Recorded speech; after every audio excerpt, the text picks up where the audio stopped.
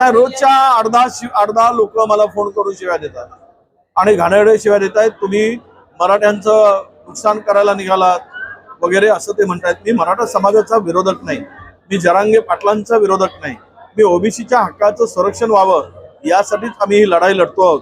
त्यामुळे अशा प्रकारचं कोणी प्रयत्न करेल तर मला त्यांना विनंतीच करायची आहे की तुम्ही आम्हाला शिव्या घालून आमचं नुकसान करू नका. अशी झुंडशाही, दादागिरी, गुंडशाही अशा पद्धतीनं जर शब्दाचा वापर करत असेल आणि एखादा व्यक्ती ओबीसीच्या हक्काच्या रक्षणासाठी काही बोलत असेल तर आम्ही काही जरांगे पाटलांना शिव्या दिल्यात, मराठा समाजाला शिव्या दिल्यात असं नाहीये.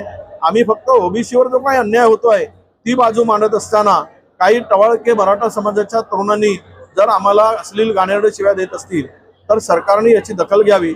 मी काही पत्र देणार नाही, मी कोणाचे नंबर देणार नाही, परंतु मी जाहीररित्या सांगितलं आहे आणि माझ्याकडे काही सेव्ह करून ठेवलेला आहे.